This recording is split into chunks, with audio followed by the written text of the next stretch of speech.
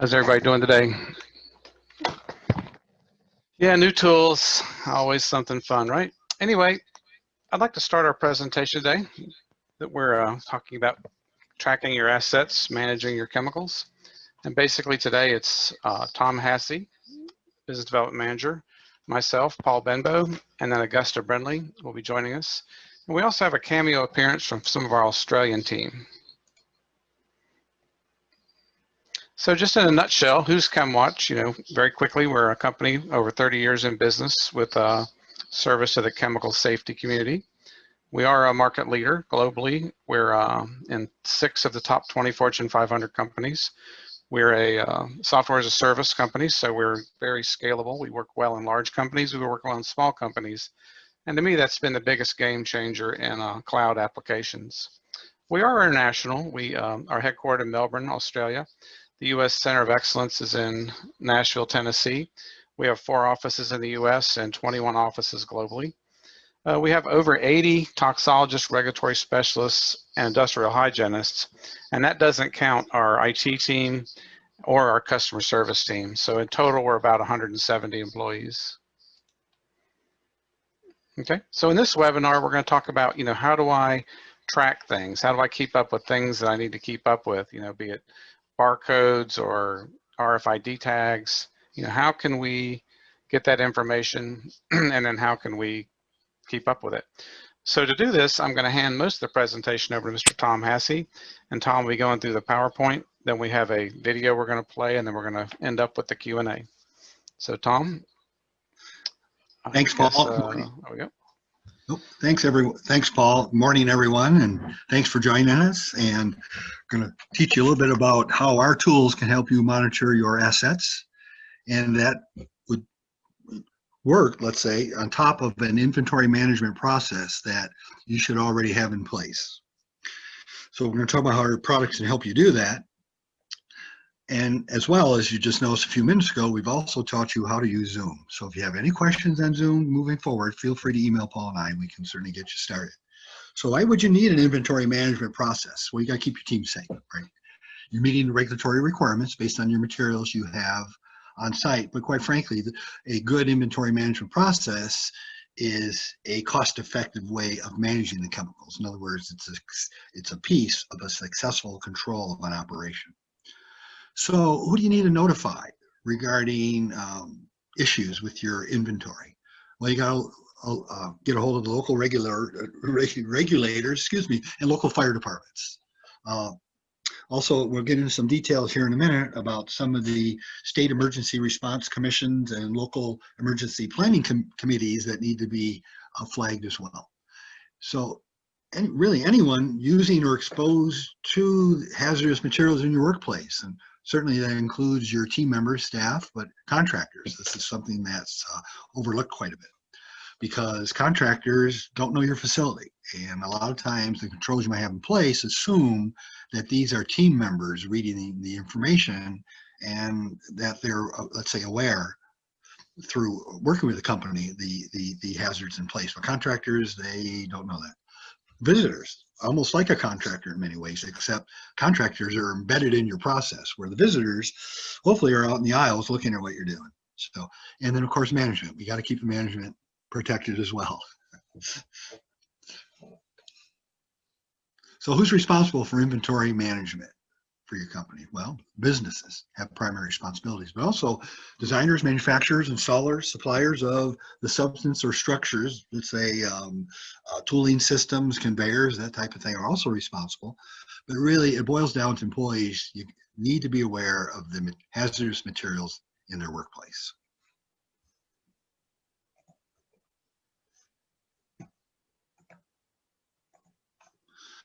So required information for an effective, what I call a cost-effective inventory management process. You gotta have the SDSs. That's where the key information resides on keeping people safe. Signage and labels as well. The hazards, you gotta identify hazards in the workplace and manage these risks associated with those hazards. Hazardous chemical notifications, you have to manage these. What we call hazardous chemical register. You have to have a list of all the hazardous material on your site. and also hazardous waste reporting. These are all pieces of information. Some are inputs, some are outputs of a effective inventory management process. So let's go through these. Sorry about that. You got to make the SDS accessible. So it needs to be supplied in the correct local format. It needs to be supplied by certainly the manufacturer, supplier, or importer of the material. It's got to be current, at least 5 years, or as soon as any change occurs in formulation, classification, or regulation. And every time this happens, that issue date and version number has to be revised. And you got to have SDSs for any physical hazard or any health hazard that's on site. Again, got to be prepared by the manufacturer, importer, supplier of the hazardous material. Got to be in local language. Got to state an issue date or revision date. Have to have a local company listed. Need an emergency number as well. Doesn't say you need to, you should, especially with hazardous materials. You really, quite frankly, need to. Of course, are the 16 section format, aka GHS, and easy to understand, precise language involved. Don't need to talk doctor speak or chemist speak on it. Be clear. If it's chemical resistance gloves that are required, be clear in terms of material. Maintaining appropriate signage and labels on site. So this is to alert everyone, workers, contractors, visitors, ERs, to the presence of hazardous chemicals on site. Have to identify the hazardous goods are present on site, as I just said, but also ID any hazardous materials are being stored in bulk. And you got to ID areas where the significant quantities of these hazardous chemicals are in packages. Where are they being stored?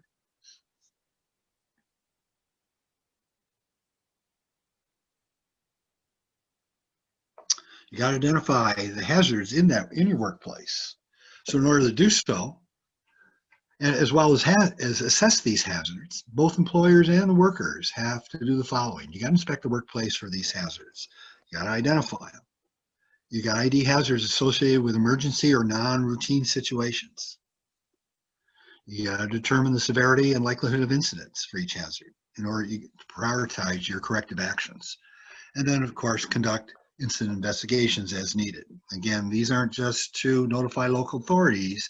These incident investigations should be used to improve your process. We'll call it feedback.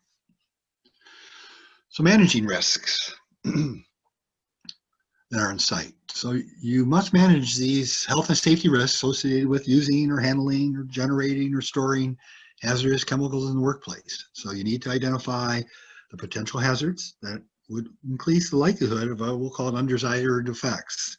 And you should be eliminating the risk so far as it is reasonably practical. If it's not practical, you need to minimize the risk effects by implementing control measures, whether it be, excuse me, some type of segregation, obviously protective equipment. You might have to monitor or alter your process, rotate workers in and out based on time of exposure, as an example. And you should maintain these control measures. And they all should be task-based. Don't look at the work cell operation itself. Look at each task and determine which is the most dangerous, lack of a better term, or the one that has the highest likelihood of risk effects to the worker. And that's we'll call it your worst case scenario. Should drive your corrective actions. So you need to manage your, in terms of managing your risks, there are specific risks that are, let's say, associated with working in the US. We'll just touch on a few, but these are the major ones. So DHS, right? So the first, the list of chemicals of interest, or COI. So this list includes all chemicals regulated by other federal regulations. Chemicals regulated by EPA, those included in the Chemical Weapons Convention, any hazardous materials, any explosives, and then what needs to be specified is the specific, we'll call it security issue related to each of these chemicals. That is the threat in terms of the release of that material, the theft or diversion of that material, or the sabotage of that material.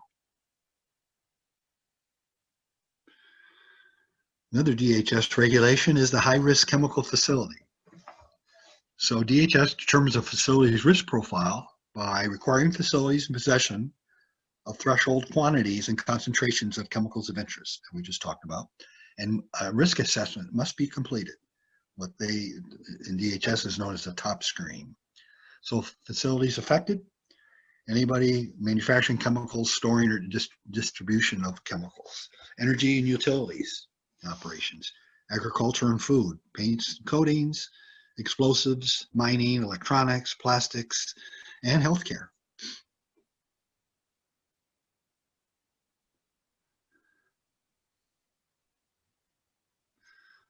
Again, risks that need to be managed for operations in the states. We just talked about DHS. The FDA has a number of these. We'll let the slide catch up with the speaker.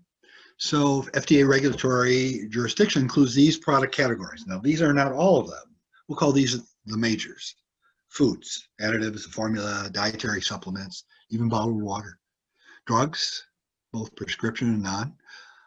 Biologics, vaccines,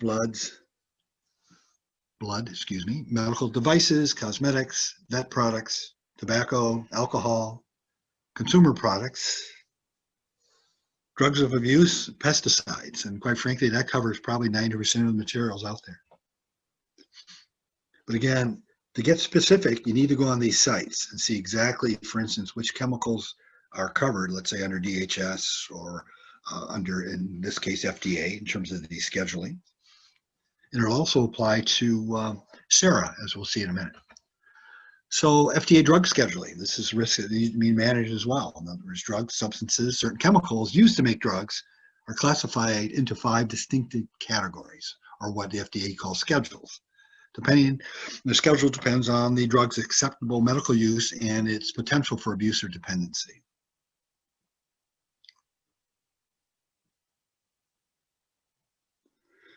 As part of your inventory management process, you also have to manage your hazardous chemical notifications. So a little bit of history, 1980, CERCLA shows up, Comprehensive Environmental Response Compensation and Liability Act. And the idea here, really, its pet name, we'll call it, is a Superfund. So it was put in place to facilitate cleanup of sites contaminated by hazardous chemicals. And the Superfund applies where the cleanup costs of these sites, you can't trace who the responsible party is. Sometimes they're out of business. Sometimes they just don't know. And again, this will be managed by the EPA. 6 years later, they, let's say, made it a bit more granular. So it was revised by the Superfund Amendments and Reauthorization Act, or what we all affectionately know as SARA. So it added the Emergency Planning and Community Right to Know Act, or what is known as APCRA. And of course, that's Title III. That has to be, and under that umbrella are a number of entities that require reporting by folks such as yourself that are using these materials that are affected. So this affects US-based companies with hazardous chemicals above certain quantities. And what has to happen is those companies need to fill out emergency and hazardous chemical inventory forms, which are affectionately known in the industry as Tier 2s. I say affectionate because I think you have to do the state level as well, I think twice a year. So under Title III, let's talk a little bit about some of the provisions that require reporting, or at least awareness, certainly by users of these hazardous materials. So Title III, it's affects facilities using, storing, or releasing hazardous chemicals. They have reporting responsibilities that we're going to talk about here in a minute. So these requirements for local and state emergency planning around hazardous chemicals as well. So you got to let the locals know, quite frankly, these materials. So there's 4 provisions. I believe it ends up about 7 sections here that will require some level of reporting and or awareness on your end, you users of hazardous chemicals.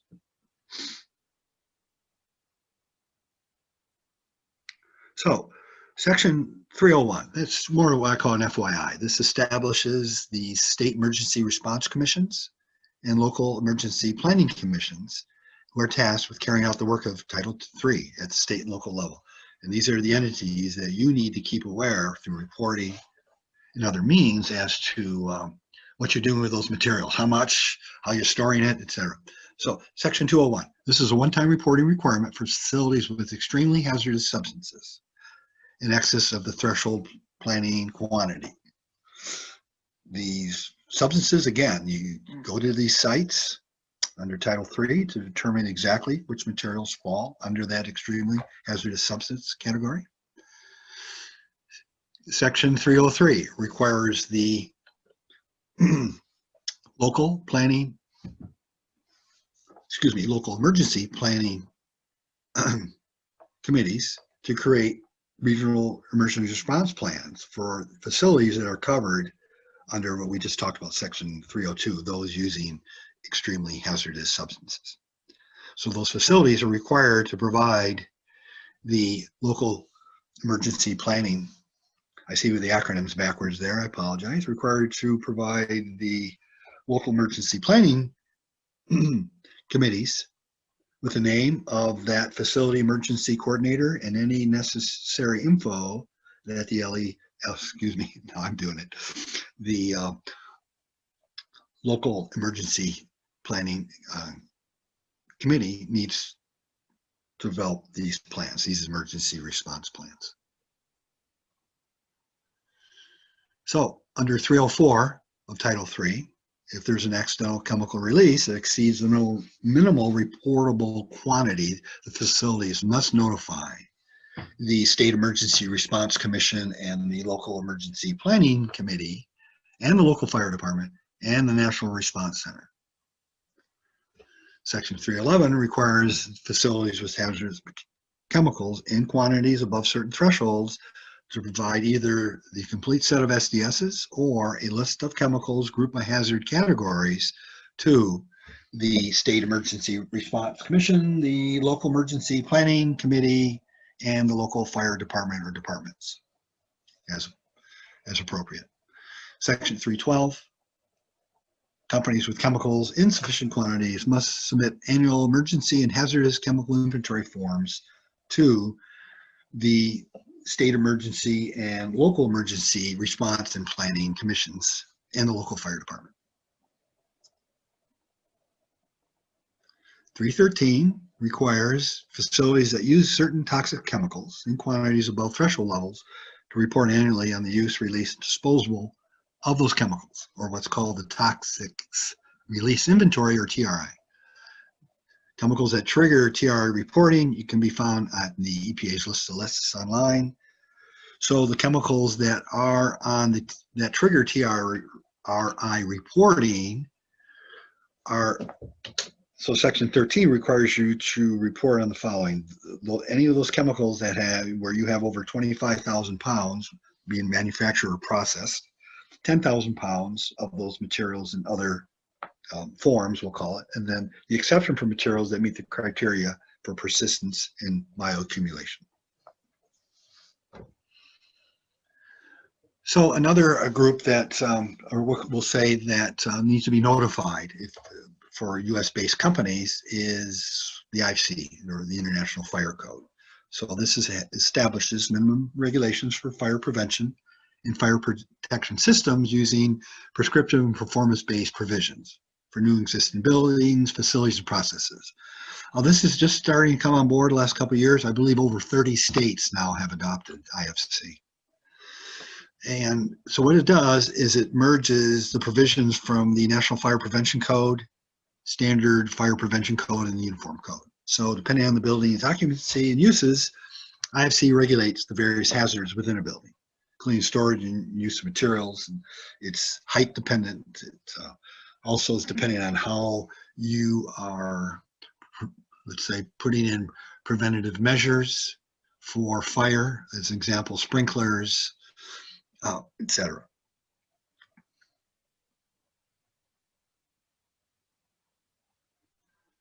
So as part of your inventory management process, you need to maintain a hazardous chemical register. So what's that? It's a list of all the hazardous chemicals stored, handled, or used in a workplace. So these SDSs must be included for those hazardous materials, must be included with the register.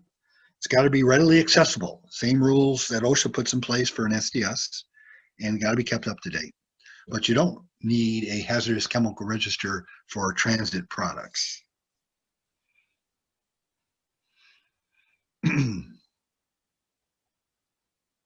However, you do need a hazardous waste manifest if you are creating waste on site. So as part of your inventory management process, you're going to have a hazardous waste reporting schema.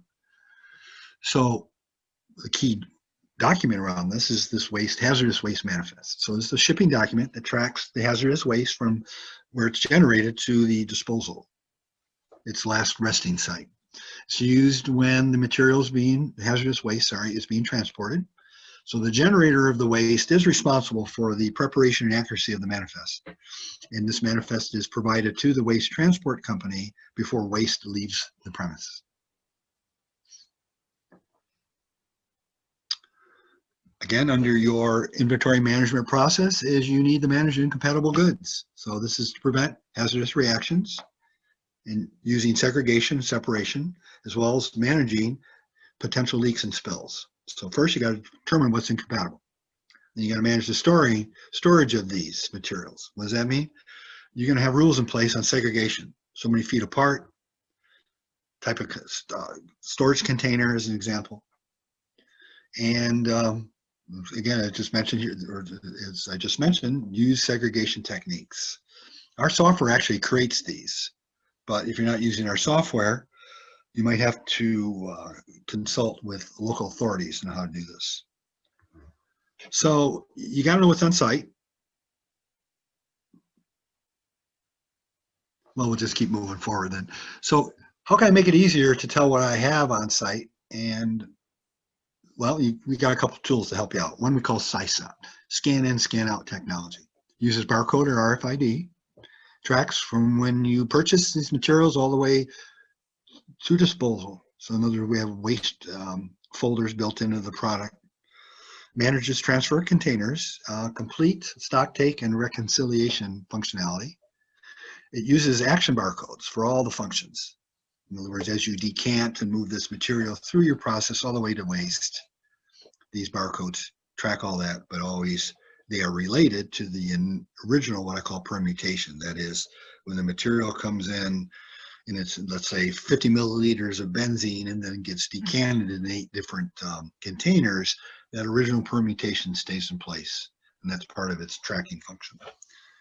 Generates waste documentation for your waste contractors, and it creates and fulfills orders for your chemicals. So interacts with your purchasing activity as well. Excuse me. It's also mobile. And I don't mean a mobile app, but the point is it is a mobile representation of the scan in, scan out technology. So it's available on Android and Apple and uses RFID and barcode, syncs up with the RFID reader, or you can use the app, and it allows very easy access to chemical asset management, and has the ability to manage for offline access, and that happens quite a bit with our customers, since their locations can be literally hundreds, if sometimes thousands of miles apart, and in some very isolated areas.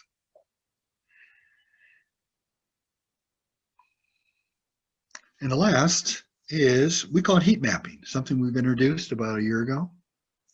And what it does is it can identify chemical hotspots using color-coded hazard ratings of your chemicals in that location based on those chemical classification quantities. So you can see on the screen, red means bad, green means good. And what we're doing here is we're linking the material you have in your folder in our application, because we have an inventory management tool. So as you say, you add the SDS benzene to a folder, you also have the ability to add quantity against that. So the DG rating would get changed, any SHIM information gets changed as you add quantity or take quantity away from that chemical. And what we've done is we've linked that folder into the geometry of your buildings. So we can use, we prefer CAD drawings, which most people have, and we'll map that directly into, as I mentioned, into your geometry. So you can look, let's say from a, we'll call it a 50,000 foot view, and see all where your material is being stored in all different buildings. And as you update those folders, the color coding will change. So for instance, let's say you move that benzene from building 1 to building 2 will light up, so to speak, according to the classification and quantity of that material. So again, it uses 2D and 3D maps of your sites. You know, also, you can add real-time imagery. So for instance, you can add fisheye views from your camera on your phone and do actual walkthroughs where that visual data is actually linked to your folder data. So what you'll see in the visualization is your storage room. And as you look at it, the different shelves will light up on the color coding depending on the hazard rating of your folders. So for instance, your folder structure would say building 1, but as this walkthrough occur, that might be storage area 5. And then the second shelf that lights up in red, that might be where you've located your ammonium nitrate, as an example, in your folder. So it's it links real-time views of your materials with the actual material that you're storing in our application at the folder level. One of the beauties is emergency provisions. If you think of it, the colors, as they light up your buildings, you can then look at them and say, geez, is that near a church? Is that near a school? What happens if that were to escape? In fact, we're going to add plume modeling to the tool here in the next few months. So you can run it out in 2 hours and say, geez, what happens if I spill it 2 hours later? Who's affected? And also with these real-time views, as I mentioned, real-life imagery, you can then determine, if there's a fire that starts in that inventory area, can a fire hose be dragged from the hallway into that area effectively? In other words, if it has to make a U-turn when it comes into the room within 3 feet of the entrance, a fire hose might not be able to reach that. Or you put the inventory right in front of a stairway, a room in front of the stairway, and that might not be accessible by a fire department. So it really helps you understand from an emergency response point of view where you need to be storing your materials and where you shouldn't be. And again, these levels are automatically recalculated as you change the inventory, whether you move it around or change the amount. Very powerful tool. Just introduced it. We got some tremendous response from some large global entities on this. So feel free to reach out to Paul and I if you need any more info. Okay.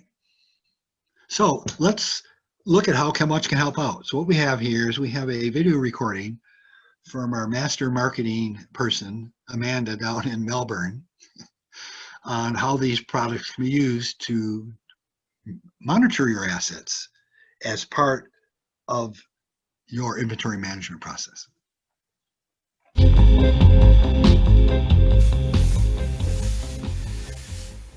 So you're saying we've lost our distillation kit, 50 litres of ethanol, and our potassium nitrate? All right, well, it might be time to call the detective.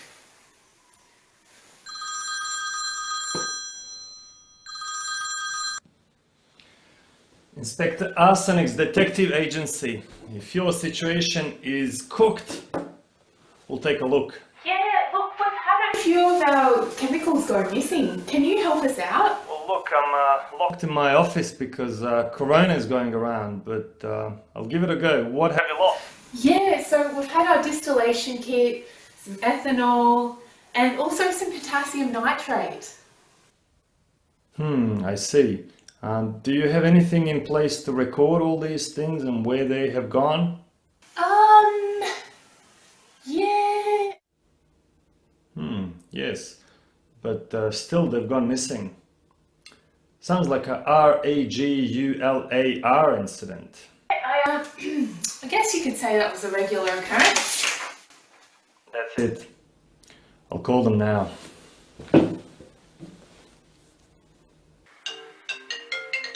Mwahaha! Mwahaha! Where's the receptionist gone? Welcome welcome to REGULAR, the Rich Evil Genius United League of Australasia region. How can I help you? Have you stolen some chemicals again? I'm talking ethanol, distillation kits, explosive potassium nitrate. Nah, Dale, we're into black market toilet paper these days. Why do you ask? My client has had a few items go missing. And Oh, okie doke. Well, did you guys actually have a look around the place?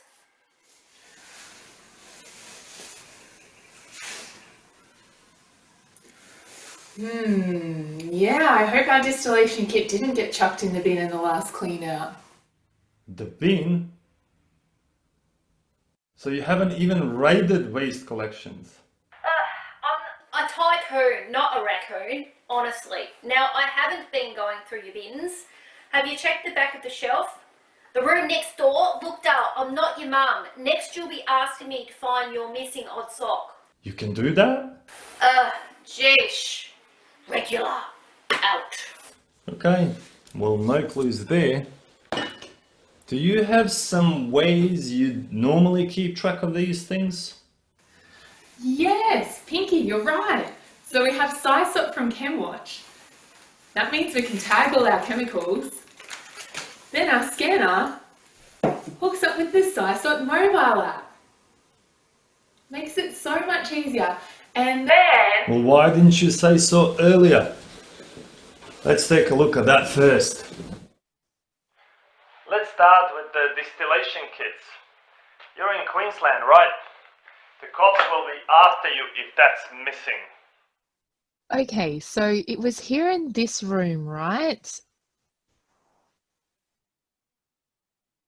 We haven't used it for a while. Uh-huh. So how did you know it was here before? Well, so we put this RFID tag on it, and Well, let's try that. Open up the SISOT mobile app. We can do a scan and see if it's still here. yeah, so I've got it on. Looks like it's working. Do I just start pointing this at chemicals or something? You know, with RFID, you can just use the app and your scanner and it'll scan everything in the room, right? You should probably try that. Oh, yeah. You can even adjust the settings on your scanner so you only get the close stuff. Have you found it yet? Oh, yep, here they are.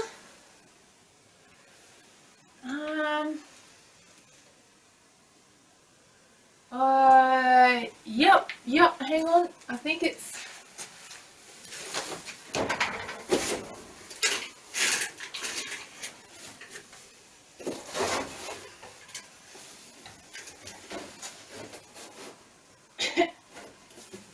Oh, yep, here it is.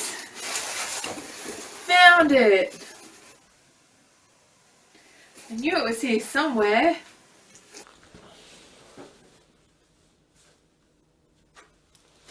Righto. So your potassium nitrate, where did that go? Well, look, if we knew, we wouldn't have called you. Well, did you record that in your Chemwatch system too? Because you really should have. Yeah, look, we did. We were supposed to be tracking that one. It's on the list of chemicals of security concern, given it's a weapons precursor. So with it being highly regulated and all... First step, find your container and take a look at the tracking history. let's look where you went to.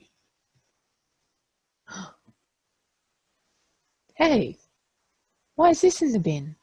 We have this stuff here on site for serious medical research and development purposes.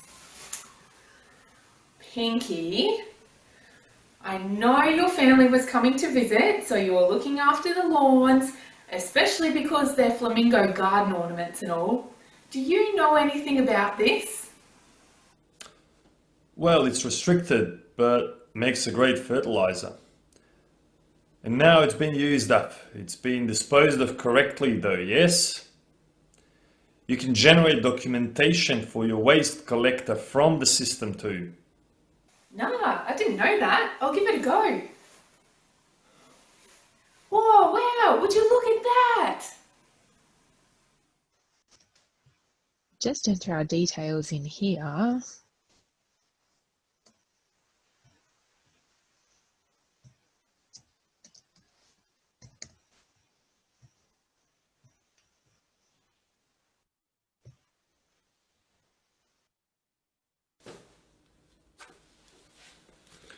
And the last one was ethanol, right? Yeah, so we've lost 50 litres of that. Yeah, and How'd you lose 50 litres of ethanol? Never mind. I'll try to help you find it. oh, yeah, okay, so we buy it all in bulk and then we pop it into 1 litre bottles. Did you tag them all individually?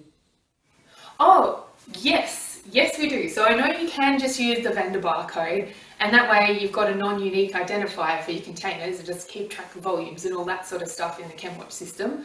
But what we do here, we've got individual RFID tags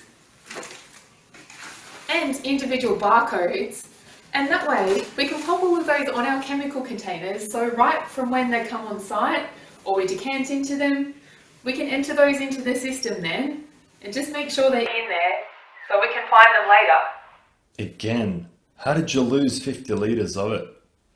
Never mind, let's take a look. Have you tried doing a stock take and reconciliation? Oh yeah, I didn't think about that. Right. Well, let's start from the start. You'll need to schedule your stock take for the relevant rooms. Just pop this one in here. Okay, so I've scheduled my stock takes. Fabulous. Run them. Everything in your system is put on hold so no one can move anything between chemical stores while your stock take is running. Okay, so I've scheduled my stock take.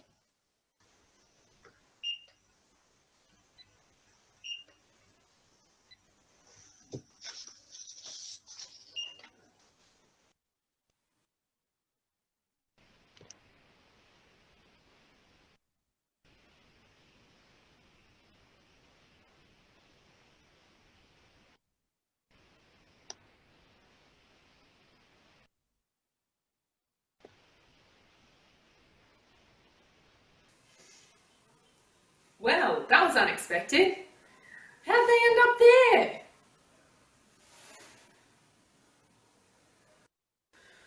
Alright, I'll give him a call.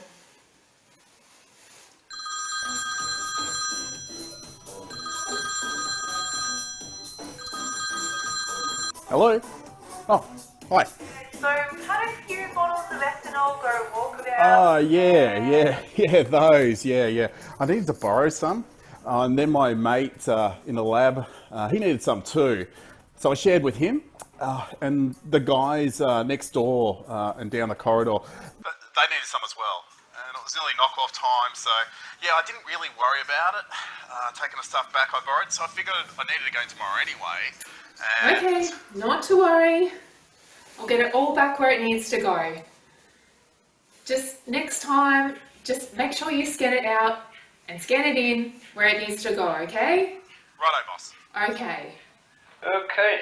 Well, that's that mystery solved. Now you can carry out your reconciliation process to reflect all this.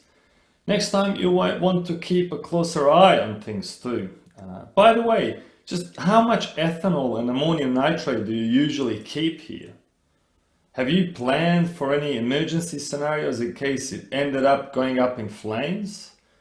How often do you actually go looking at these rooms? Well, Look, mate, you need to get on top of it. Check out heat mapping. Imagine if you had this on the go. Just imagine if you had heat mapping. Full 3D and 2D maps of your sites. Fly over or walk through. Your chemical inventory is kept up to date in real time, meaning you can identify chemical hotspots and see a color-coded level of hazard posed by your chemicals. You can even take a walk through the rooms in your buildings and see where everything is stored, allowing you to analyze individual shelves and chemical storage areas. The heat mapping tool is also handy for helping you plan for emergencies involving your chemicals. Chemwatch has included the IFC, so you can map out sprinkler systems and more in your system, ensuring you stay compliant. wow, that looks looks amazing. Even during the COVID-19 lockdowns, I can take a look through my chemical stores on my site without actually being there. So much easier to visualize my chemical stores. Where do I sign up? Well, sounds like my work here is done. And in the meantime, go get the most out of your SISOT mobile app and heat mapping. Hopefully you won't lose your stuff again.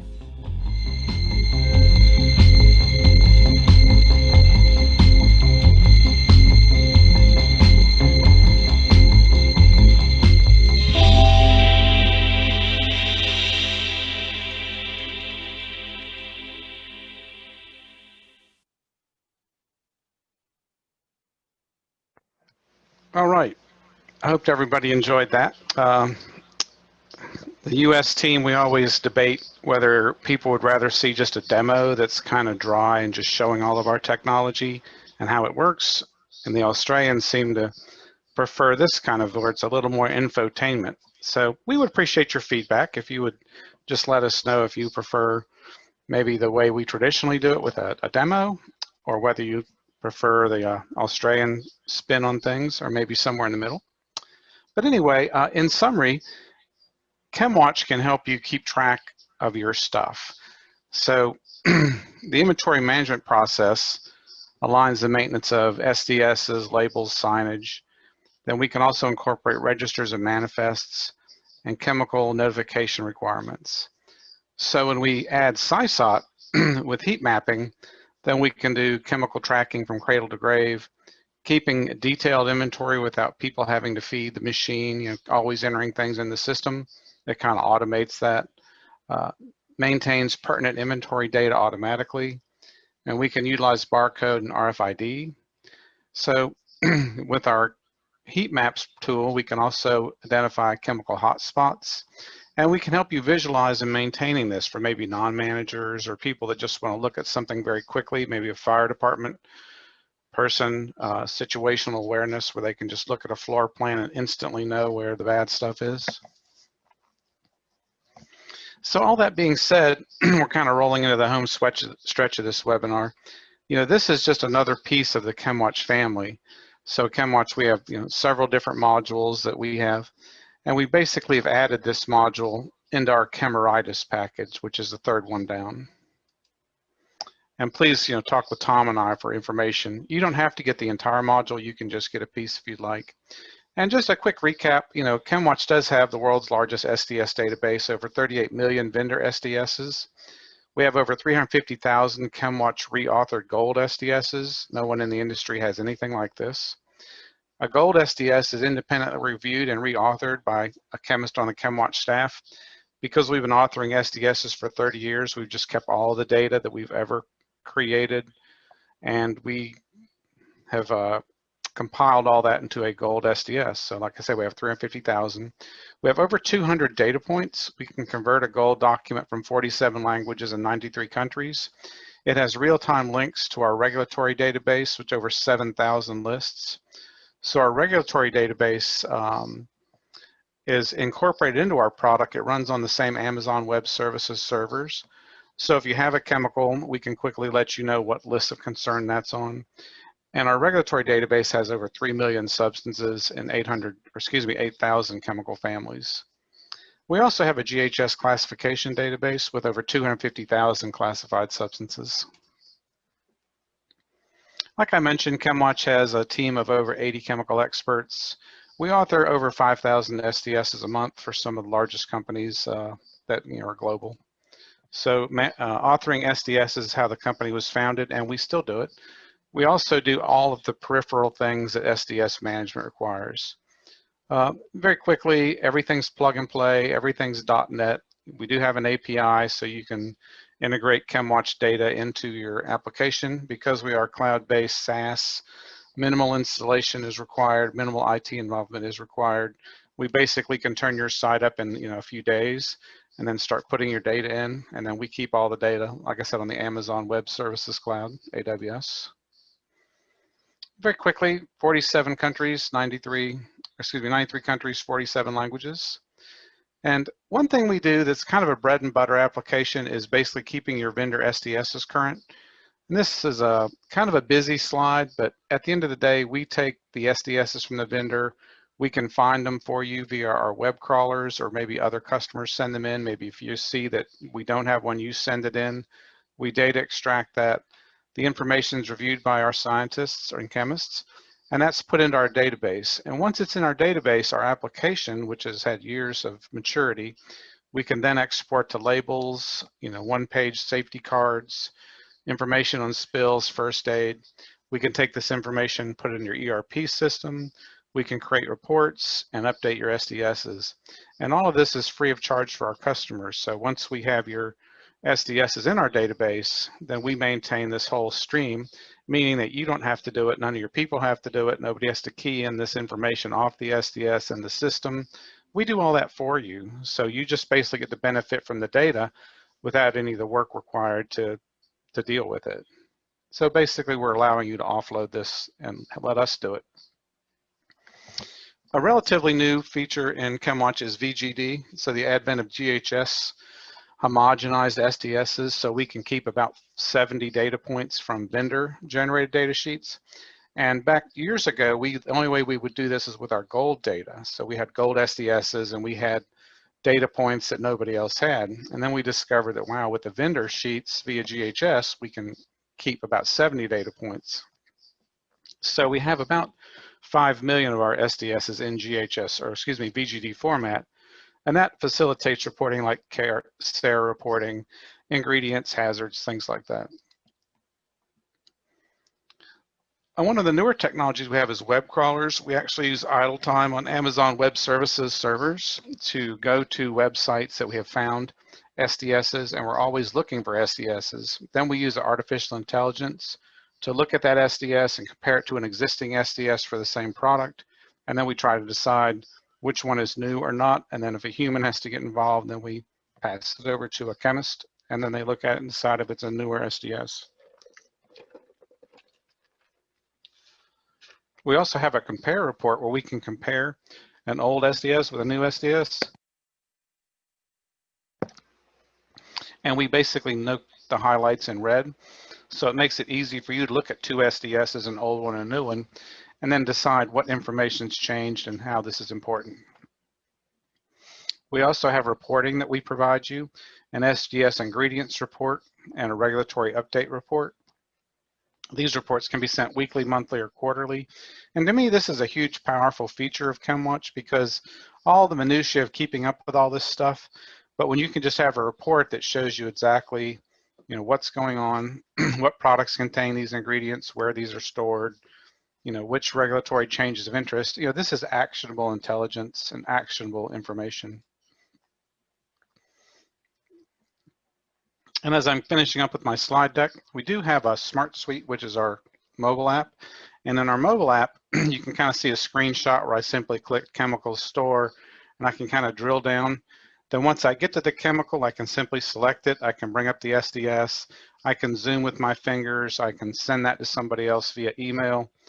So that's all possible from the phone. So if you're out of your office, and maybe one day after Corona, we'll all be back out of the office and on the street again.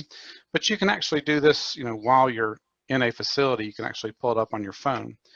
And sometimes people say, well, suppose we don't have internet access, we have an offline storage module. And this can also be run on your phone or a desktop app or a jump drive or a tablet or kind of whatever device you have that supports a web browser. And that allows you to basically have offline archives so you can look at your data. Now the data is point in time. It's whenever you took that snapshot. It takes about 5 mouse clicks in Chemwatch to run this information. But then, like I said, you can put it on a phone, a thumb drive, put it on a server, wherever you need it, and you can access the information via a web page, and it's very easy to use. It's actually really good.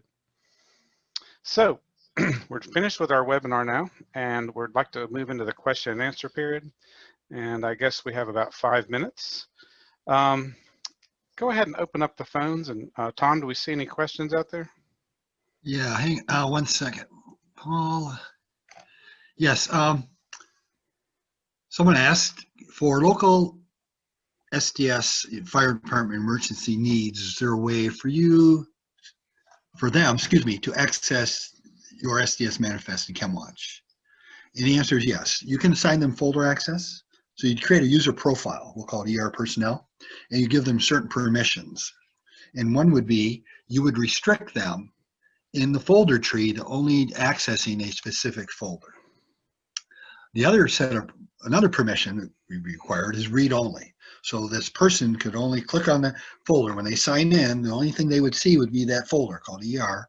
And when they click on it, the only thing they could do is print, send, or save the documents. They can't edit anything. Great. Okay. Great question. Another one is regarding heat mapping. What if they don't have any geometry? That is 2D or 3D geometry of the building. Not to worry. Google to the rescue. So we can use Google, I can't think of the actual application off the top of my head. Point is we can snap, I think through Google Earth, yes, Google Earth, we can get a 2D mapping of your building from their camera. And then we can add 3D details, height, through usually interaction with the client. So like room 5 in building 1, you know, how tall is that? Is that 12 feet like the rest of the, so anyway, we can build that with other pieces of data. Okay. Okay, great. We do have an open question that I would like to get an answer. Actually, it looks like we do have. So a question was, for the barcode scanner app, does it utilize barcodes that already exist on the products, or do you have to generate them and apply? Also, do you have a link? Do you have to link the barcode to the product as a unique product identifier, or will it automatically link to the product when you scan barcode? So answer, you have the option. Yes, you have the option to use pre-printed barcodes or print Chemwatch barcodes. Both are available through the container registration, and you will have to link the barcode through the container registration. You can manually enter the barcode or use your scanner. So yes, the answer is yes. And always, we can certainly demonstrate any of these features that we're talking about right here. And also, all these questions will be sent as a Q&A document in the thank you note that everyone will get. That will include the recording and the slide deck of today's webinar. Yeah, the UPC question is really good. And, you know, if I have to keep track of a unique package, it'll have to have a unique barcode. But if all I want to know is, well, how many of these do I have? And they're all the same barcode. And I'm really not concerned about that one. I just want to know I have that particular product, not that exact container. Then UPC actually works really well, and we can do that. So anyway, but yeah, I like that question. That's a great question. We have another one here. Oh, sorry. How does Chemwatch secure the building drawings from unauthorized access? That's a great question. Really sure. So what I think is being asked is, how do we get our hands on drawings that we don't have access to? Is that what I'm hearing? Certainly, you can send those to us. Worst case is, I just mentioned, we'll use Google Earth and take a snapshot and build it from there. I'm actually working with a very large national lab that has this exact concern of, you know, having their floor plans get out into people that shouldn't have access to those. And we do have a workaround. They gave us a lot of security questionnaires, and we are moving forward. So that question probably could be best handled offline. The answer is yes, we can. But I remember it got not complicated, but there was a lot of people that were very protective of their data, and they had to be satisfied that the integrity of our system would not allow that data to be compromised. So the answer is yes to that. That's another really good question. Love to talk with you about that question offline. So let's circle back with you individually on that. And the data itself, our entire application is using Amazon Web Services security. And that is, quite frankly, good enough. We have some DoD global contractors as customers, and they're more than happy with the security. Yep. So anyway, Tom, I think we're running out of time. Let's go to our last slide, and then we're going to finish right on time. Our next webinar will be about a month from today, 4 weeks to be exact, and it's on the science of SDS authoring. So if you have an interest in SDS authoring, or maybe somebody else in your company does, just forward our application. When we send out the